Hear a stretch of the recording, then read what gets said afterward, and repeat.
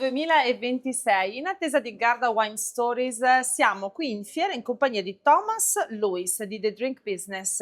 Ci faremo raccontare proprio da lui qualche cosa sul il mercato del UK per quanto riguarda quello che è il potenziale di crescita sul mercato dei vini a bassa gradazione alcolica. So, good morning Thomas, thank you for joining us. Welcome. So let's start with the first question. It is about the UK market. That is an excellent buyer for GARDADOC wine. What do you think are the main reasons why GARDADOC wines perform so well in England?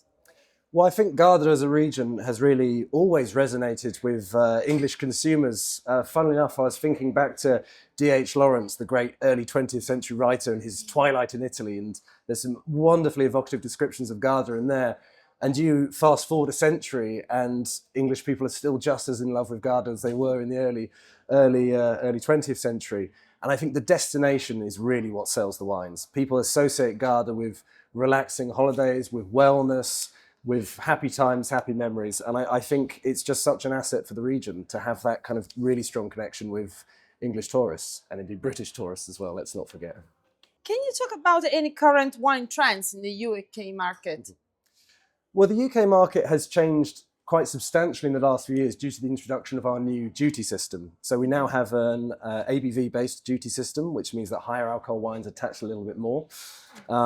It is incredibly confusing. A lot of people are sort of very much up in arms about it in the industry, but it has led to a bit of a paradigm shift in terms of, because wine is generally getting more expensive, there's a real emphasis on trying to find wines of great quality while still not breaking the bank.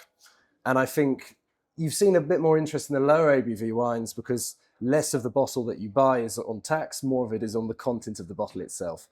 And I think there's a bit more of that emphasis on finding quality without spending too much money. Talking about the low alcohol wines, who is interested in them and why?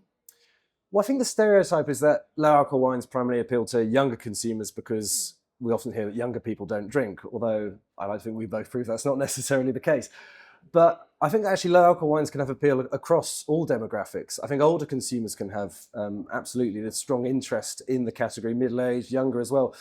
I think there's a general trend towards moderation and wellness, and that's not just concentrated in Gen Z and in millennials.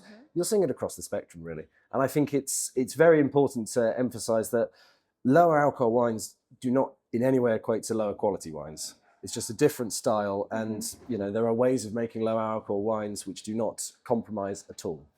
Last question. So it's about the drinking culture in the UK that historically has been quite different from the Italian one.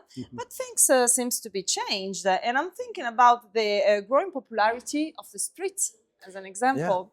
Yeah. What other changes are you observing? Well, yeah, it would be fair to say traditional English drinking culture is very different from sort of Mediterranean moderation, but actually Mediterranean moderation is, I think, becoming much more fashionable among English consumers. Partly, again, I think as a result of that duty system change where, because we're perhaps buying a little bit less wine in terms of volume, a little bit less alcohol in terms of volume, we want to buy better quality.